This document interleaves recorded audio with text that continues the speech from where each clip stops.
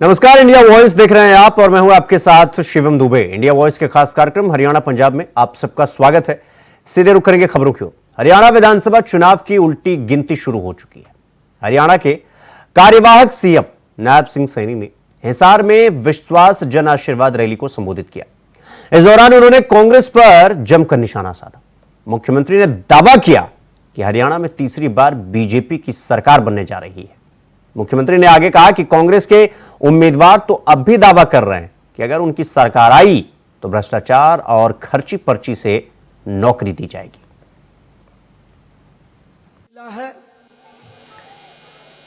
आपके बेटे भाई ने डट करके काम किया है, मजबूती से काम किया है। आज पूरा प्रदेश एक बात बोलता है कि भाई इसको समय कम मिला और मिलना चाहिए था। भाइयों देखिए, अपनी अपनी सोच होती है। पब्लिक बोल रही है कि इसको समय कम मिला और मिलना चाहिए था। आज मैं आपके बीच में एक बात बड़े विश्वास के साथ कह रहा हूं। मैं पूरे प्रदेश के अंदर घूम रहा हूं। पूरे प्रदेश के अंदर अलग अलग स्थानों पे जाने का मौका मिल रहा है। आज हरियाणा प्रदेश के लोगों ने एक मूड बना लिया है। मूड ये बना लिया, 8 तारीख को जब रिजल्ट आएगा, भारतीय जनता पार्टी की सरकार तीसरी बार हरियाणा के अंदर आएगी। और कम समय के अंदर मुझे काम करने के 56 दिन मिले। मैंने 56 दिनों के अंदर हरियाणा प्रदेश के हित में 126 मजबूत फैसले करे, 126 फैसले करे, जिसकी चर्चा है। हुड्डा साहब बोलते हैं, कहा ये तो घोषणाएं कर रहा है। मैंने कहा हुड्डा साहब, मैं घोषणाएं नहीं कर रहा हूं। मैं एक गरीब परिवार का बेटा, मोदी जी ने मुझे सेवा करने के लिए भेजा है। आप 10 साल हरियाणा के मुख्यमंत्री रहे, आपने 10 साल राज किया है। आप अपने 10 साल को मेरे 56 दिन के साथ तुलना कर लीजिए, मेरा 56 दिन का भारी पड़ेगा। आप कह रहे हैं कि मैं घोषणाएं कर रहा हूं। मैं घोषणा नहीं कर रहा हूं। मैंने अपने मुख से जो शब्द बोल दिया, हुड्डा साहब मखा ये पत्थर के ऊपर लकीर है, इसको कोई मिटा नहीं सकता। वो शब्द ऐतिहासिक फैसले लिए, जनता के हित में लिए, लाभ मिल रहा है। और हमने ये बात कही है, भाई ये छोटा विश्वास नहीं है। आदरणीय प्रधानमंत्री जी ने आपके ऊपर विश्वास किया, आपके बेटे पर, भाई पर विश्वास किया है। ये कोई छोटा विषय नहीं है। और भाइयों, हमारे देश के अंदर 18 मुख्यमंत्री हैं। आपके बेटे भाई की मोदी ने कुरुक्षेत्र के अंदर 5 मिनट बोलते रहे, ऊपर इतनी प्रशंसा की है। आपने सुना भी होगा। मेरा आप लोगों से आग्रह यही है, मैं ये निवेदन करने के लिए आया हूं कि एक एक वोट ये मुझे चाहिए। आपने कमल के फूल को देनी है, मेरे को वोट देना है। देंगे ना? देंगे? एक बार जोरदार बाजू ऊपर उठा करके एक जोरदार जयकारे के साथ, भारत माता के, भारत माता के। भाइयों, कमल का फूल यहां दबाएंगे, उसकी ताकत नायब सिंह के पास जाएगी और उसकी ताकत दिल्ली में बैठे मोदी के पास जाएगी। और मैं आपको विश्वास दिलाता हूं, मैं आपको यह विश्वास दिलाने के लिए आया हूं, भाइयों कोई कोर कसर नहीं छोड़ेंगे विकास कार्यों में। इतने विकास के काम हम करेंगे। पीछे भी डॉक्टर साहब ने हिसार के अंदर कामों की कोई कोर कसर नहीं छोड़ी है। बहुत धन्यवाद आप सबका। भाइयों, यही मैं आप लोगों से आज आशीर्वाद लेने के लिए आया था कि आप अपना एक एक कीमती वोट वो कमल के फूल के ऊपर देंगे, बाकी के सारे कामों की जिम्मेवारी मेरे ऊपर छोड़ देंगे। कोई दिक्कत परेशानी मैं नहीं आने दूंगा। मैं आज आप लोगों के बीच में कह रहा हूं। आप सबका बहुत बहुत धन्यवाद है। आप सबको ये 3 दिन के लिए मैं ये कहने के लिए आया हूं, समय कम है, समय कम है, जितना दम है लगा दो। कुछ को हम जगाते हैं, कुछ को आप लोग जगा दो। वहीं नूंह में केंद्रीय मंत्री मनोहर लाल ने फिरोजपुर झिरका के तिगाव चादडाका चौक पर रैली की। उन्होंने जनता को संबोधित करते हुए कहा कि भाजपा प्रत्याशी नसीम अहमद को फिरोजपुर झिरका से विधायक बनाओ, हाईकमान से सिफारिश कर मंत्री मैं बनवा दूंगा। बड़े बड़े नेता, प्रधानमंत्री जी से लेकर हमारे होम मिनिस्टर, हमारे राष्ट्रीय अध्यक्ष योगी जी, राजनाथ सिंह जी, नितिन गडकरी जी, हमारे मुख्यमंत्री, मैं स्वयं, हमारे सभी नेता हर एक विधानसभा के हिसाब से कार्यक्रम करने के लिए जा रहे हैं। आज मुझे मौका मिला फिरोजपुर झिरका की सीट पर भाई नसीम अहमद जहां हमारे प्रत्याशी हैं, ये पहले भी एमएलए रहे हैं, इनको जिताने की अपील करने के लिए मैं आया हूं। और यहाँ जितने भी हमने विकास के काम कराए हैं 10 साल में, हम हले एक भी हमारे पास विधायक यहाँ नहीं कभी आया भारतीय जनता पार्टी का, लेकिन मैं तुलना करता हूँ तो पूरे हरियाणा से ज्यादा काम यहाँ हुए हैं। और उसका कारण एक ये है कि कांग्रेस की सरकारों ने, ऐसे पहले और भी जो सरकारें रही हैं, उन्होंने इस इलाके को पिछड़ा बढ़ा के रखा। इस इलाके के लोगों को वोट बैंक के नाते से ही, और वो समझते रहे, वोट लिया, भाग गए, कभी आए नहीं। मैं पिछले 10 साल में 12 बार यहाँ आया हूँ। भारतीय जनता पार्टी की पहली बात तो यह है कि क्लियर कट सरकार बनेगी और रिकॉर्ड कायम होगा, क्योंकि कोई एक पार्टी पहली बार यानी तीसरी बार 3 टर्म की सरकार होगी। कभी कांग्रेस ने सिर्फ 1 बार 2 टर्म की सरकार रही। इतने लंबे समय की कांग्रेस भी कभी यहाँ तीसरी बार सरकार नहीं बना सकी। भारतीय जनता पार्टी पहली बार हरियाणा में आई, दूसरी बार आई, और लगातार तीसरी बार आने का रिकॉर्ड ही भारतीय जनता पार्टी का बनेगा।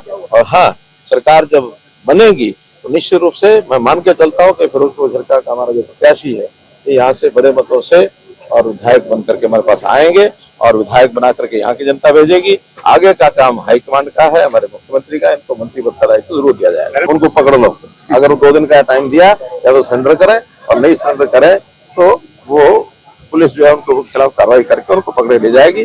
और केवल धन सिंह छोकर नहीं, कम से कम दर्जन भर ऐसे उनके प्रत्याशी हैं जो अपराध की उसमें घुसे हुए हैं। अपराध का उनके ऊपर बहुत से ऐसे केस चल रहे हैं, बहुत सी एफआईआर हुई है, लेकिन उनको शर्म नहीं आई कि हम अपराधी आदमियों को किस प्रकार से आगे बढ़ा रहे हैं। अभी जेल से छूट के आए हैं, और वो भी जेल से छूट के क्या आए, हो सकता है सुप्रीम कोर्ट उनको भी कह देगा चलो वापस अंदर।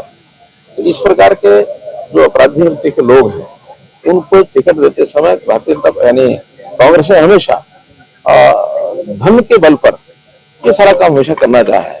तो जितने भी धनपति अपराधी वृत्ति के हैं, उनको कभी कांग्रेस ने चेक नहीं किया। हम, हमारे नरेंद्र मोदी प्रधानमंत्री जी, कभी भी किसी अपराधी वृत्ति के आदमी को आगे नहीं आने देते, बल्कि जिन्होंने अपराध किया उनके ऊपर पूरा शिकंजा उन्होंने कसा हुआ है। नीचे लेवल पर हरियाणा सरकार के नाते से हमने भी भ्रष्टाचार को जड़मूल से नष्ट करने का अपना संकल्प। रुक करेंगे अगली खबर की ओर। कांग्रेस महासचिव प्रियंका गांधी वाड्रा हरियाणा के भिवानी पहुंची, जहां उन्होंने जनसभा को संबोधित किया। जिसमें उन्होंने कहा कि 10 सालों में आप में से कितने ऐसे नौजवान हैं जिनको रोजगार मिला है, लेकिन कितने ही ऐसे नौजवान हैं जिन्होंने भर्ती के लिए पेपर दिए। ये रिपोर्ट देखिए। कितनों को रोजगार मिला है? नहीं मिला है। आप में से कितने ऐसे नौजवान हैं जिन्होंने भर्ती के लिए पेपर किए हैं? ये ट्यूशन की फीस देनी पड़ी, माँ बाप को ट्यूशन के पैसे इकट्ठे करने पड़े।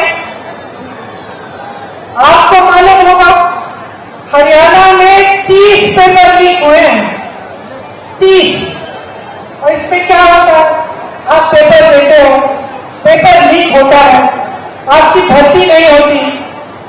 आप सोचते हो चलो मैंने पेपर दे दिया, आज नहीं तो कल भर्ती तो होनी है, कहीं और एप्लीकेशन नहीं देते हो, समय गुजरता रहता है, महीने गुजरते हैं, साल गुजरते हैं, आपकी भर्ती नहीं होती, आपको रोजगार नहीं मिलता। रोजगार नहीं मिलता तो नौजवान क्या करता है?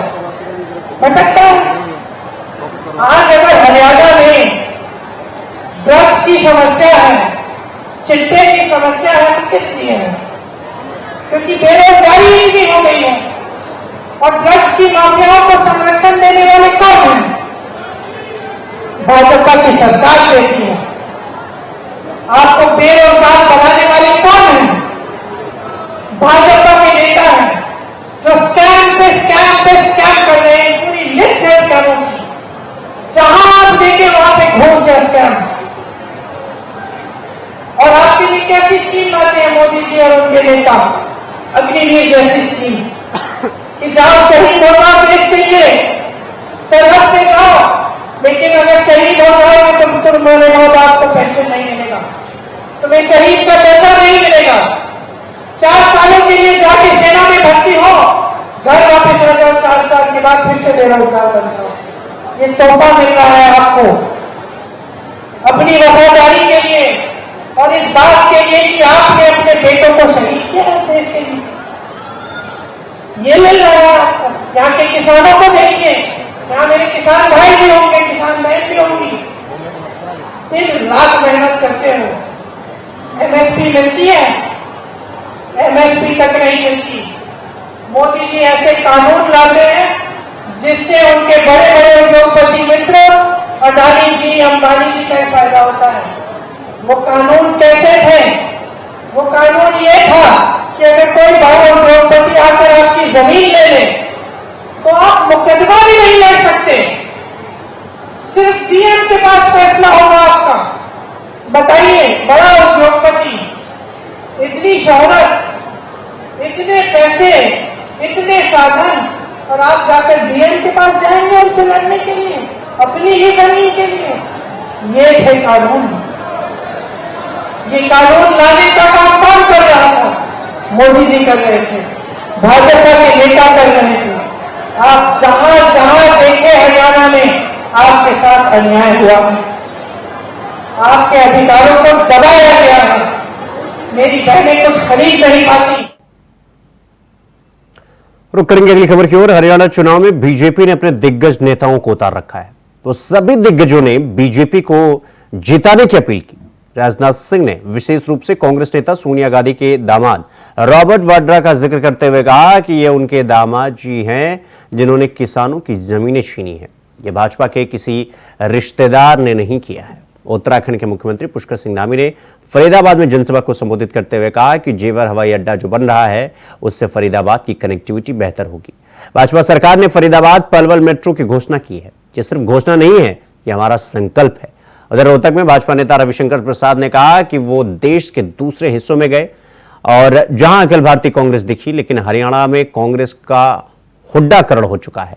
ये देखकर उनको आश्चर्य हुआ। कांग्रेस के हाथ में जहां जहां इनका उनके पांव पड़ जाएंगे वहां वहां घंटा पार होगा। हरियाणा को भी आगे ले जाना है। मैं आप सबसे यह अनुरोध करना चाहूंगा, आपका भरपूर समर्थन मेरे बहन भाइयों भारतीय जनता पार्टी को प्राप्त होगा। अब देखिए, मैं 2-3 बातें आपके सामने रखना चाहूंगा, जिससे आपको यह एहसास हो जाएगा कि कांग्रेस कितना क्यों है। जम्मू कश्मीर में चुनाव लड़ रहे हैं, नेशनल कॉन्फ्रेंस के साथ इनका समझौता, वहां कांग्रेस और नेशनल कॉन्फ्रेंस दोनों मिलकर यह कहा है हमारी जम्मू कश्मीर में सरकार बन जाएगी। 370 जो बीजेपी की सरकार ने समाप्त किया है, अब उसको पूरा सेंटर की स्थापना को बढ़ावा देने के साथ ही जो जेवर हवाई अड्डा बन रहा है उससे फरीदाबाद की जो कनेक्टिविटी है उसको बेहतर किया जाएगा। भाजपा सरकार ने फरीदाबाद पलवल मेट्रो की घोषणा की है।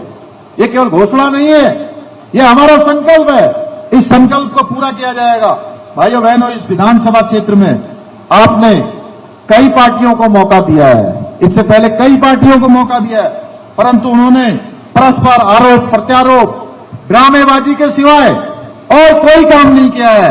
इस बार यहां से भाजपा के प्रत्याशी को मौका दीजिए। पूरे प्रदेश में भ्रमण के बाद हम कह सकते हैं कि बीजेपी की तीसरी बार प्रचंड बहुमत की सरकार बन रही है।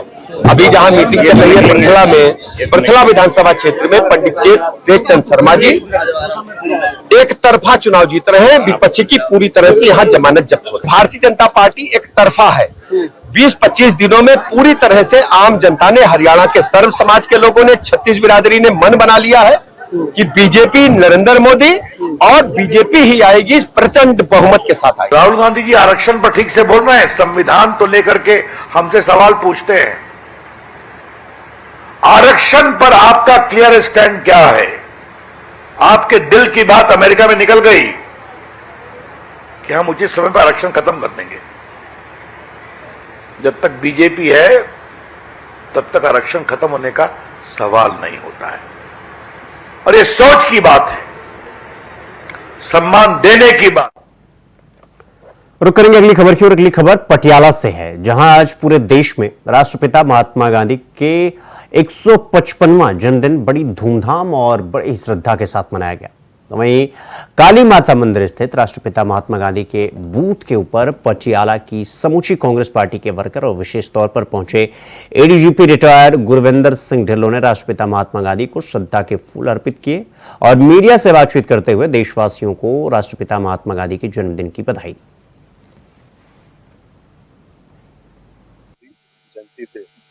मैं समूची कांग्रेस वालों देशवासियों को बधाई देना। ये कांग्रेस पार्टी है ਜਿਹੜੀ पूरे देश ਦੇ ਵਿੱਚ गांधी जयंती मना रही है। ਅੱਜ ਇੱਥੇ ਆਪਾਂ देख ही रहे हैं भी ना तो मौजूदा सरकार वालों ना प्रशासन वालों कोई ਇੱਥੇ आया हैगा। सिर्फ कांग्रेस पार्टी है जिन्होंने देश वास्ते बहुत कुछ किया और हर आजादी दिवस और हर जो देश के नाल संबंधित दिन है वो कांग्रेस पार्टी मनाती है। एक बार फिर गांधी जयंती से मैं बधाई भी देंदा और समुचे देशवासियों को एक अपील भी करदा कि गांधी जी के दसे मार्ग पे चल के आपां देश वास्ते उपराले करिए ताकि देश एक दुनिया दे विच मिसाल बने और एक अच्छे बंदियां दे कीते काम लोकां च उजागर होण। एक बार फिर गांधी जयंती से लख बधाई। गांधी जयंती। अगली खबर पटियाला से है, जहां एमएलए कुलवंत सिंह पर गांव के निवासी गुरचरण सिंह ने इल्जाम लगाते हुए कहा कि एक तरफ पंजाब सरकार जा रही है और सर्वसम्मति से नगर पंचायत में सरपंच चुने जाएं और हम भी चाहते हैं कि हमारे गांव में भी सर्वसम्मति से सरपंच चुना जाए। लेकिन 2 दिन पहले हल्के के एमएलए कुलवंत सिंह ने कुछ चुनिंदा लोगों को मीटिंग पर बुलवाकर गांव में अपने रिश्तेदार को सरपंच घोषित कर दिया, जबकि बाकी गांव इसके खिलाफ।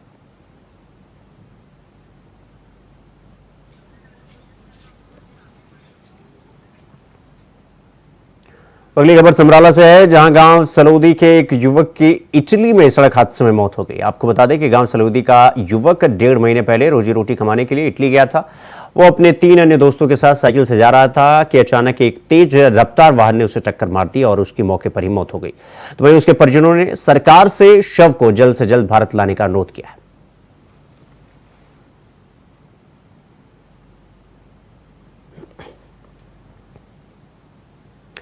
पंजाब के कैबिनेट मंत्री कुलदीप सिंह धालीवाल ने गुरमीत राम रहीम की पैरोल पर बात करते हुए कहा कि हरियाणा में चुनाव के चलते बीजेपी जानबूझकर राम रहीम को पैरोल दे रही है। भाजपा सिखों की भावनाओं से खेल रही है। पंजाब भाजपा नेताओं का यह मुद्दा उठाना चाहिए। पंजाब के बीजेपी के नेताओं को हरियाणा में बीजेपी बुरी तरीके से हार रही है। अगर बीजेपी अपनी मर्जी करेगी तो उसका हाल बुरा होगा।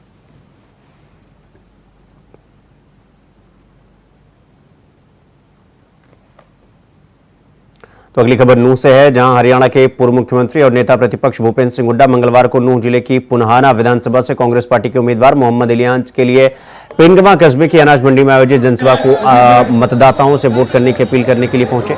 इस दौरान फिरोजपुर जिरका के विधायक और कांग्रेस उम्मीदवार मामून खान ने इंजीनियर भी मौजूद रहे। वहीं भीड़ को संबोधित करते हुए पूर्व मुख्यमंत्री भूपेंद्र सिंह हुड्डा ने कहा कि कांग्रेस पार्टी के उम्मीदवार मोहम्मद इलियास और विधायक मामून खान को जिता दो। मैं आज पूरे हरियाणा में घूमकर पिंगवा में आया हूं और आपको ये कह रहा हूं कि पूरे प्रदेश में कांग्रेस के पक्ष में हवा चल रही है और कांग्रेस की सरकार आ रही है।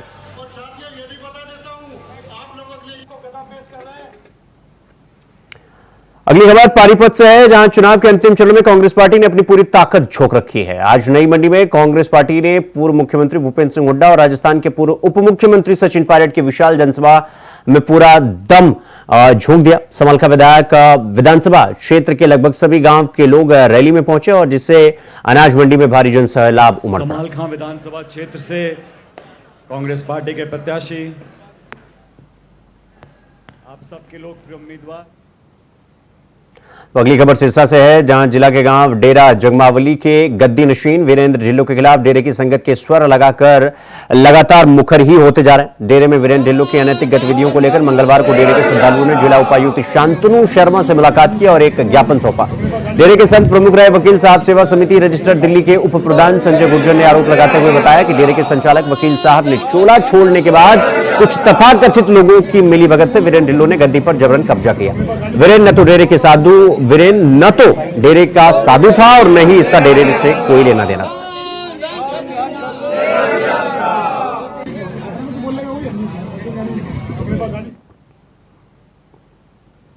तो वहीं भिवानी विधानसभा क्षेत्र से कांग्रेस और कम्युनिस्ट पार्टियों के साझा उम्मीदवार कॉमरेड ओम प्रकाश के पक्ष में मतदान करने की अपील की। वरिष्ठ कांग्रेस नेता और सिने अभिनेता राज बब्बर शहर में रोड शो करने पहुंचे। रोड शो की शुरुआत स्थानीय होड्डा पार्क से हुई, जिससे बाद हांसी गेट, घंटाघर, बिचला बाजार रोड शो दादरी गेट पर संपन्न हुआ।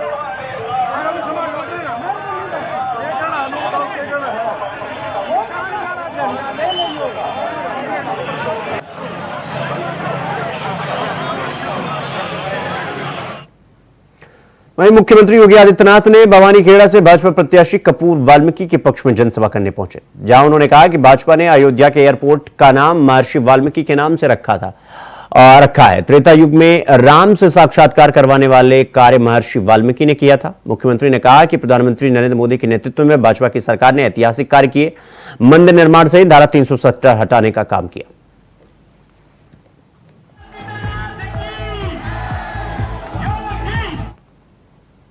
तो रेवाड़ी के मोहल्ला शक्तिनगर पहुंचने पर कांग्रेस प्रत्याशी चिरंजीव राव का जोरदार स्वागत किया गया। चिरंजीव राव ने लोगों से कहा कि भ्रष्ट तंत्र को खत्म करने के लिए कांग्रेस का साथ देने के लिए कांग्रेस का साथ दें और वोट करें। उन्होंने कहा कि घोषणा पत्र में महिलाओं का मान सम्मान किया गया है और इसी को लेकर हर कार्यक्रम में महिलाओं की भारी भीड़ उमड़ रही है। 2000 रुपए रसोई खर्च और 300 यूनिट बिजली की घोषणा प्रदेश में बदलाव लाएगी। हमारे एमएलए साहब चिरंजीव राव को राम जी खोरी वाले, आज आपको एक मौका मिला है। रुक करेंगे अगली खबर की ओर। हरियाणा के मुख्य निर्वाचन अधिकारी पंकज अग्रवाल ने चंडीगढ़ से वीडियो कॉन्फ्रेंसिंग के माध्यम से जिला निर्वाचन अधिकारियों के साथ हरियाणा विधानसभा आम चुनाव 2024 के प्रबंधन को लेकर समीक्षा बैठक की। उन्होंने कहा कि प्रदेश के मतदान केंद्रों पर व्हील चेयर होनी चाहिए ताकि दिव्यांग मतदाताओं को किसी भी प्रकार की समस्या न हो। इसके अलावा मतदान केंद्र पर बिजली के साथ साथ पीने के पानी और लंबी लाइनें होने पर बुजुर्ग, दिव्यांग और महिला मतदाताओं के बैठने का प्रबंध किया जाए। उन्होंने सभी अधिकारियों को निर्देश दिया कि दिव्यांग और 85 वर्ष से अधिक आयु के मतदाताओं द्वारा घर जाकर उनका मतदान रिपोर्ट, सर्विस वोटर के पोस्टर बैलेट की रिपोर्ट और चुनाव ड्यूटी पर लगे कर्मचारियों के पोस्टर मतदान की रिपोर्ट प्रतिदिन मुख्यालय को भेजी जाए।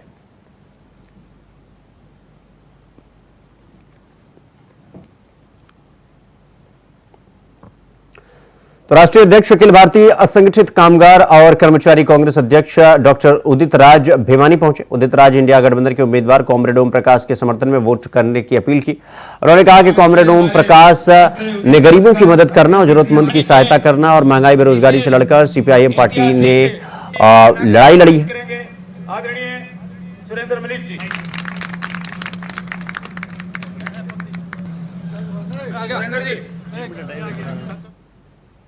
वहीं रेलवे रोड पर स्थित पेपर मिल के नजदीक सड़क पार कर रहा किशोर बाइक की टक्कर से घायल हो गया। हादसे में बाइक सवार को चोट भी लगी। डायल 112 दोनों बुलाया गया और दोनों को बेहोश की हालत में उन्हें अस्पताल ले जाया गया, जहां घटनास्थल पर लोगों की भीड़ भी लगी। जानकारी के अनुसार किशोर सुबह के समय पेपर मिल के नजदीक गुरुद्वारा साहिब के सामने रोड पार करते वक्त यह हादसा। रोड क्रॉस कर रहा था, ये लड़का दूसरा लड़का बाइक से आ रहा था, हेलमेट पहना हुआ था, लेकिन उसने एक्सीडेंट किया। दोनों ने आपस में गिर गए, सड़क पर बेहोश हो गए। पीसीआर को कॉल किया गया, पीसीआर आई और उन दोनों को उठा के ले गई। रोड क्रॉस कर रहा था, ये लड़का दूसरा लड़का बाइक से आ रहा था, हेलमेट पहना हुआ था, लेकिन उसने एक्सीडेंट किया। दोनों ने आपस में गिर गए, सड़क पर बेहोश हो गए। पीसीआर को कॉल किया गया, पीसीआर आई और उन दोनों को उठा के ले गई।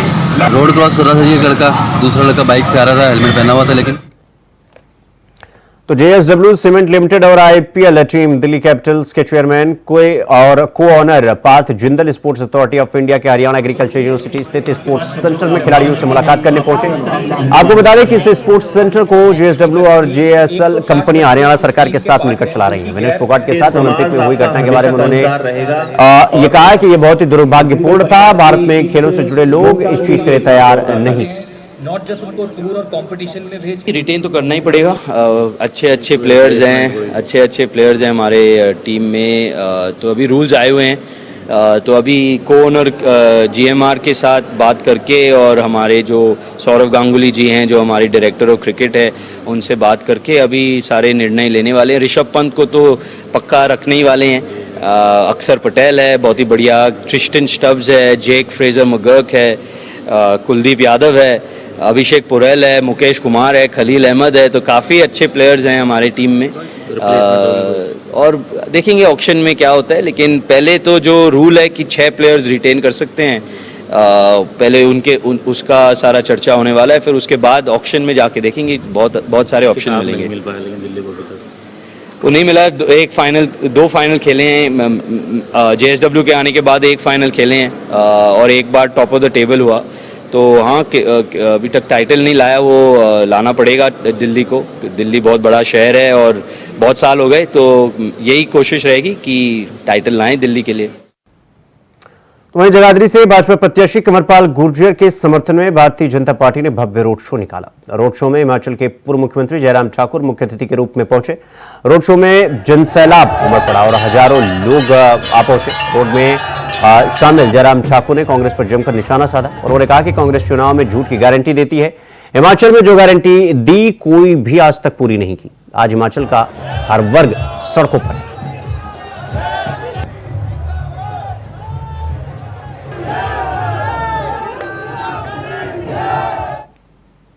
तो हरियाणा पंजाब में फिलहाल अभी के लिए बस इतना ही। देश और दुनिया की तमाम खबरों को देखने के लिए देखते रहिए इंडिया वॉइस। नमस्कार।